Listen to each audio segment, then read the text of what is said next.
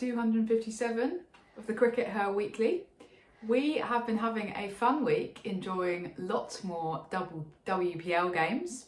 Now the current table has RCB, Mumbai Indians and Delhi Capitals out in front. I think RCB are at the top, but they've all had the same number of wins.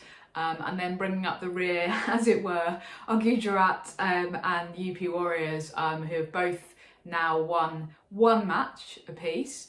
Sid, you actually ran your alligator tool this morning, which shows the chances of qualification for each team. So what were the results of that? Yeah, it's all pretty much up in the air as you'd expect. Okay. So the two teams at the bottom, UP and GG, both are like 40%, and then everyone else is in the sort of high 60s, low 70s range. So, you know, everything to play for still. There's still every chance that, you know, even if you're Gujarat Giants, who are currently at the bottom, UP Warriors, I think, leapt over Gujarat Giants with their win yesterday on net run rate. But even if you're at the bottom, you can still qualify. So, yeah, there's still hope for Jon Lewis and his gang of band of warriors. Now we were talking this morning just before we came on air about kind of what's stood out for us this week, weren't we? For me, one of the interesting things has actually been, and it does seem to have been a particular thing that I've noticed this year, that the team chasing, so batting second, I think they've won all of the games so far this year, bar one, so the one that we watched yesterday. UP Warriors were batting first and they actually won that game. And interestingly, Sid, you then went and did a little bit of digging across all three competitions, all three WPLs that we've had so far, and you found something quite interesting across all of them. Yeah, so WPL, you're much more likely to win if you're chasing than the other two tournaments. Okay. So, you know, in the 100, it's exactly 50-50. 50% of the games are won by the team chasing, and the other half are won by the team that batted second. No, batted first. In WBBL, actually, you're slightly less likely to win if you're chasing. I only looked at the last three WBBLs to keep them comparable. Okay. So you're actually slightly less likely to win in WBBL. It's 44%. The team chasing, but in WPL 64% of games are won by the team chasing, so that's quite significantly more. Yeah, that's not a statistical anomaly, that's a genuine pattern we're seeing there. That's really interesting. I would say that's not ideal. I would actually say that what we've got in the hundreds, however we've managed to get to that situation, to have it 50-50 is what you want, because you never want a match to be dictated by the toss, right? Because that's just total chance, that's just total luck of a draw. And you posted that on Blue Sky, and a couple of people are kind of asking, well, why? What's sort of going on here? And we kind of, you know, we're interested in anyone's thoughts about what the reasons might be. The kind of obvious one is about the time of day that the matches are played, I guess, because in the WPL they're basically all played at the same time, which is in the evening. In the 100, the matches are basically played either in the late morning, but more likely the women's matches are played kind of mid-afternoon, aren't they? And then in WBBL it does vary quite a lot more depending on which city they're playing in and lots of other factors. So the consistent timing of the WPL games perhaps points to the influence of dew, would you say, Sid? Well, yeah, it's the consistent timing at night. So obviously in the 100, almost every game that we've had in the 100, every women's game has been played during the day. Yeah. In WPL, almost every game, or if not every game, has been played at night. Which is the kind of prime time slot. Yeah, absolutely. And there are criticisms definitely to be made of the fact that the women in the 100 never get the sort of prime time slot, although there are other advantages to that, afternoon slots being family friendly, etc. But that, you know, that's not necessarily a particularly kind of good thing to be happening consistently. Yeah, no. So, you know, but, you know, do let us know what you think below the line, because we're interested in other people's theories as well. Yeah. One other theory that I potentially got is it's just that the WPL is more of a sort of swashbuckling, daring-do competition, and that favours the team chasing, the team that are prepared to, you know, be brave to kind of get that win. So, you know, is that potentially a factor? Well, yeah, maybe. And that's impossible to measure. Sid, what stood out for you this week? Well, interestingly enough, just exactly that. It's about daring do at the end. Okay. So, you know, what I really enjoyed was the RCB Mumbai Indians game because of some daring do at the end by Amanjot Kaur. So the game was kind of chugging along, and Mumbai Indians looked to be kind of cruising to victory with Harmanpreet at the crease. And then, you know, sort of with 15 balls left, Harmanpreet gets out, and then Sajeevan gets out, first ball, and you then think you're it's like, all over. Mumbai Indians have finished this. And Amanjot at that point, she'd been at the crease quite a long time, but she was on a strike rate of 90, so they still needed something like, 25 or 15 balls. Okay. It really felt like, you know, Mumbai Indians had blown it. But Amanjot, you know, at that point stood up, and then suddenly the next 6 balls she faced, she was hitting sixes. She was suddenly hitting at a strike rate of 250, and she won them the game. And that's that daring do, that prepared to take a risk. And what's really interesting about that is that I think that there is an element of something we talked about a couple of weeks ago, of the fact that she's prepared to take that risk, partly because, you know, it's a life-changing, potentially, experience doing that. The fact that she won that game for her team will be remembered by the coaches. That's virtually guaranteed her a contract next year, perhaps a bigger contract next year. And these are like genuinely life-changing amounts of money that are on offer. And if you've got that, then you are prepared to take a risk. You are prepared to take a gamble in a way which maybe players that are far more secure in their financial futures, even if they don't, you know, make it in cricket, in Australia and in England are. So maybe that has something to do with it. Anyway, that's fantastic ending of the game by Amanjot, and that's going to really stand out for me as a highlight of the tournament, I think. The big thing was that stat that you put on social media about her strike rate before Harmanpreet was out, 90. After Harmanpreet was out, 250. So actually it's that kind of standing up and going, it's on me now, and I'm going to do this. Yeah, fantastic stuff. Okay, really interesting. The other quite fun thing that's been happening this week in WPL, Sid, is watching the UP Warriors fielding efforts, which haven't been particularly stellar at times. But that's not been the fun thing. The fun thing has been the fact that the camera people, the camera operators in WPL, seem to have got into the habit of panning to Jon Lewis in the dugout whenever a fielding error occurs. Now, why would they do that? with great kind of delight, and just seeing his kind of glorious array of facial expressions as these fielding errors unfold, and he just can't quite believe what's going on. I don't know if he's particularly kind of facially expressive as coaches go. He does tend to sit right at the front, so some of the other coaches are sometimes a little bit hidden behind some of their players, so he is very obvious. But I guess what's going on here is a kind of continuation of that narrative that built up during the Ashes. We've come straight into the WPL off the back of that disastrous Ashes, when England were just kind of rife with fielding errors, and he's kind of now having to kind of front up about another team's set of fielding errors, and so it's that sort of almost narrative that's built around it, isn't it, Steve? Yeah, and I'm not even convinced that UP Warriors fielding has been particularly bad, but this is Jon Lewis's problem going forward, and the ECB's problem going forwards if they decide to retain him.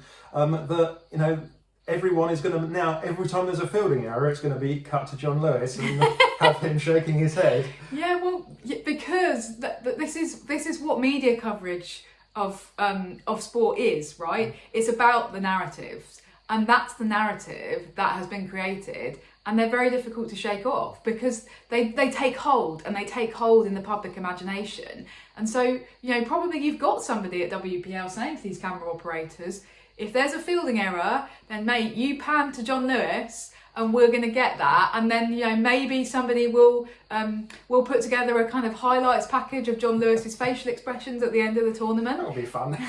I mean, if anyone wants to do it, then we'd be absolutely delighted to watch it.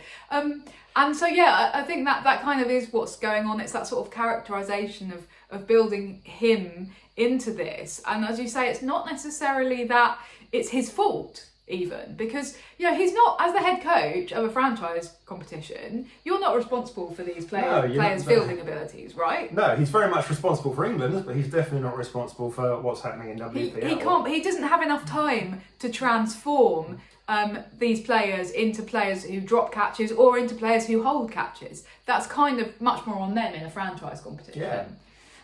But it's the narrative, guys. That's the media. That's sports journalism. I feel like I'm now giving a lecture. Talking of Jon Lewis's future, yeah. Well, I was thinking about this. It's been almost exactly 3 weeks. Well, it's 3 weeks to the day since Claire Connor gave her end of Ashes press conference where she said, we're doing this, honest and thorough Women's Ashes review. And what did she say was the time frame in which we were going to find out the results? 3 weeks. It's been 3 weeks. No sign of any results. Maybe it'll take a little bit longer than they thought, but time's ticking. The other thing I'm just kind of sat here thinking is Jon Lewis has been out in India for all that time. When have they had the chance to speak to him? Are they conducting the review entirely with him kind of in absentia and they're just talking about him rather than to him? What happens if they decide that they want to remove him from the England coaching gig? Are they going to give him a ring in the middle of WPL and say, sorry mate, you're coming home to no job? How does that work, Sid? I don't think they'll do that. I think that would be unfair. I think they'll wait until he's back in the country. And but that means... you don't fire someone over the phone. Well, then we've got 2.5 weeks to go until we find out any information about the review, because they can't announce half of it and not the other half. Like, if they're getting rid of the coach, that's the big headline as far as the review is concerned. So maybe it's going to be a while longer. In which case, it probably wasn't a great idea to say, "Oh, we'll give you the results in 3 weeks." Well, yeah, I don't suppose that they really thought about that, to be honest. Maybe they should just ghost him. We went to watch the Bridget Jones movie yesterday, and there was a big theme of somebody being ghosted. No spoilers. No spoilers. Big theme of somebody being ghosted. Then they'll just ghost Jon Lewis. They'll just won't phone him, and then it'll get to 2 weeks before the first England games, and Jon Lewis will be like, I haven't heard from those England people. The selectors usually phone me up at this point. They say, are you coming around to do some coaching? Yeah, that'll be fun. Well, let's see. He'll be DMing Claire on Twitter, going, "Hi Claire, just wondering if you've got any plans for the get together of the squad at Loughborough." Hello, just checking you got my last message. Okay, Sid. One more point about WPL before we kind of wrap up that conversation. It's actually, it's interesting to kind of think about the contribution of the overseas players, and there has been a lot of big contributions in terms of kind of leading run scorers and leading wicket takers are sort of the usual suspects, the people who teams have paid the big bucks for, right? Yeah, very much. But there's been a couple of kind of announcements this week about players leaving WPL versus staying in WPL. So specifically, actually, there's a clash with Sri Lanka's tour of New Zealand, which starts quite soon, so in early March. And Shamari Atapatu is leaving WPL to go and play in that, but Mealy Kerr is staying in India to wrap up the WPL. So she will not be featuring for pretty much the whole of that series against Sri Lanka. Possibly, if Mealy Kerr doesn't make the final stages, she could possibly make the final T20 if she kind of dashed back and got the right flights. But I think our expectation is she'll probably miss the entire series. Okay. So that's a little bit of a contrast there, because it's the same series, although it's kind of two different cricket boards calling the shots. I mean, I guess that's a question, isn't it? Who is calling the shots? Because Shamari's going to be losing out financially, is she? Yeah, I mean, she's not one of the hugely paid players, so she's not losing hundreds of thousands of dollars, but she's losing probably, I reckon, about $15,000 as a result of this. Wow, which is a significant amount. I mean, in Sri Lankan terms, that's quite a significant amount of money, especially for somebody presumably drawing towards the end of their career. Mealy Kerr presumably did call the shots, because that's the way these things work. She'll have had to go to the New Zealand Cricket Board and go, I want to play all of the WPL. and they'd have had to then grant her the non-objection certificate. So presumably she has called the shots there. We don't know what's happened with Chamari, but kind of I feel like the implication is that Chamari's probably been told that she has to come and play for Sri Lanka. I feel like that wasn't her choice, but that's just like hints that I'm getting from... You're reading between the lines a little bit in terms of the language that's being used. I mean, another kind of quite important question given the way that women's cricket is now developing and franchise cricket is now developing, particularly the WPL, a big question is kind of whether players should be allowed to prioritise playing for a franchise competition over playing for their country. And I'm pretty sure that we had a similar conversation about this time last year, ahead of last year's WPL, because of the fact that there was a kind of split in the England camp because there was a clash with the England tour of New Zealand, and I think it was Heather Knight and Lauren Bell who didn't go to WPL in the end, but then we had quite a number of other England players who did go to WPL. It felt like there was a little bit of inconsistency there in terms of the messaging, and in terms of kind of who was allowed or encouraged to do one or the other. In this instance, it's a bigger issue because, as far as we were concerned, Mealy Kerr was meant to be taking on the New Zealand captaincy. Yeah, I mean, this hadn't been officially announced. They'd been quite careful not to officially announce it, but they were going to have to announce at this point. Sophie Devine had said she was going to give up the T20 captaincy. So the expectation would have been that somebody would be taking over the T20 captaincy for this and we can definitely say, well, it's not going to be Amelia Kerr because she is going to be there. So, and it's not going to be Sophie Devine either because she is actually taking a mental health break. So who's it going to be? And that is a really interesting question. I feel that New Zealand, they were kind of, I assumed, leaning towards Amelia Kerr because she was the only player under 30 that was really guaranteed her place in the side. All of the other potential candidates, I mean, they could potentially go back to Susie Bates, and my guess is this is what they'll do. My guess is that they'll go back to Susie and say, "Hey, Susie, can you step in for this series? It's the last series of the summer for the New Zealanders. Safe pair of hands." Yeah. They could give it to Maddie Green potentially. She captains domestically, but Maddie Green's 32. She's quite a young-looking 32, but you still got in the back of your head sometimes players seem younger than they actually are. So, and there's nobody else in the under 30 group that you can go, yeah, this person's nailed on their place in that team, for the next couple of years. And so you don't want to give the captaincy under those circumstances, unless it's a really special captain, thinking of nobody in particular. You don't want to give it to somebody just to make them captain who isn't already in the team. Yeah.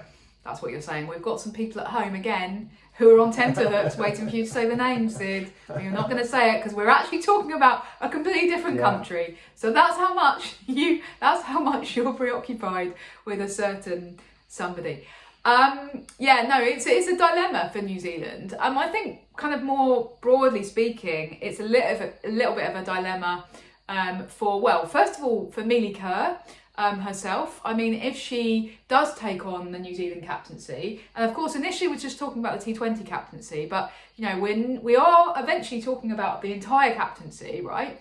And she's the obvious candidate to do that. Does she take that on? But is the quid pro quo then, as it seemed to be a little bit for Heather Knight last year, that you're the captain, so you prioritise international cricket over your franchise commitments? Well, can New Zealand cricket afford to make up Mealy Kerr's pay so that she isn't kind of missing out financially by missing franchise cricket? I don't know that they've got that money. Well, in theory, this is a solved problem after this WPL, because this WPL is the last tournament that takes place without a proper window. And going forwards, there will be proper windows for everything, and there won't be any international cricket scheduled to clash with the months of WPL, the 100 and WBBL. Well, that's the theory. Yeah, the big thing is the theory, because of course the issue with WPL is that we know from everything that the BCCI have said that they want to grow the tournament. They've currently got a month window, which they're pretty much using. If they grow the tournament anymore, it's going to have to take longer because they want to grow it by expanding the number of cities involved. Yeah. And to some extent, fair enough, right? Because a 5-team competition is been really successful. So grow it, yeah, absolutely. But then that's creates a problem for the calendar. We've already seen the fact that Cricket Australia and the ECB felt under such pressure from the BCCI that they condensed the biggest bilateral series in women's cricket, the Ashes, into 3 weeks. And okay, so in theory, it's not going to be a problem for future WPLs, but that's only probably going to hold for a year, maybe 2. Yeah, so it probably is going to be a problem going forward. Yeah, I think New Zealand cricket need to think about that, and I think broadly speaking, in women's international cricket as well, we need to think about, or women's global cricket, we need to think about the extent to which boards should and could dictate terms to their players when they give them contracts. Yeah, it's going to be a difficult one for the boards to answer going forward. It's not necessarily just a case of saying, well, the men's game have done this, let's do the same. Mm-hmm. So I think, yeah, we're pointing to some bigger issues here, but in the short term, be very interesting to see what New Zealand cricket do for this Sri Lanka series. Finally, Sid, completely changing subject. We have had quite a lot of questions from viewers and listeners come in about the forthcoming domestic season in England, because there's been a big unknown, a big question mark hanging over it as to the extent to which the BBC are going to be covering the new women's county competitions. Now, the BBC are the kind of broadcaster who have done the most coverage of women's and men's domestic cricket over the last few years. But there's been an article this week, hasn't there, by George DeBell in the Cricketer that's given us a hint. Yeah, so the BBC have had a slogan over the past few years where they're going, every ball of county cricket will be on the BBC. Yeah. This doesn't mean that they're all on national analog radio, of course. Several of the matches in each round are covered via the BBC website, but they are covered on the BBC website. So you can go to the one of the biggest websites in the world and listen to the games. Yeah. So the question was, the BBC have always kind of fudged with the women's games and gone, well, you see, the regional system isn't county cricket, so we can claim we covered every ball of county cricket, even though we didn't really do much of the women's games, apart from like the finals and things. Going forward, now that the women's domestic game is county-based again, that was going to be a challenge. Do the BBC and the ECB, who chip in some money for this, were they going to do that, or what was going to break here? And the news we've had is that for the men's competitions, the BBC are no longer going to cover the One-Day Cup in its complete form. They're going to cover still the final stages of the One-Day Cup, but not the group stages. Now, why have they done that? Well, my guess is that will allow them to, even though it means they can no longer say they cover every ball of county cricket, what it will allow them to do is go, well, we have equality because we're not covering the women's games, but we're not covering the men's games either. Yeah. So we can kind of push all of those one-day games to the side and go, we're not covering them. They don't come in our budget. And, it is fundamentally a question of money. If the BBC had all the money in the world, they would cover them. So our expectation from this is that the BBC won't cover the women's one-day games.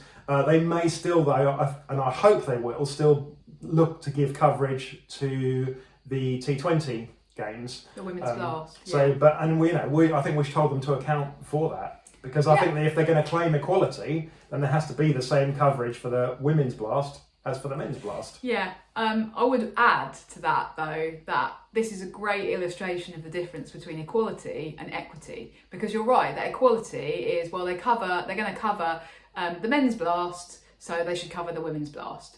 They're not covering the men's one-day cup, so they don't need to cover the women's one-day cup. However, there's a little thing called the Men's County Championship, which takes up a huge amount of BBC resources because it's 4 days each match.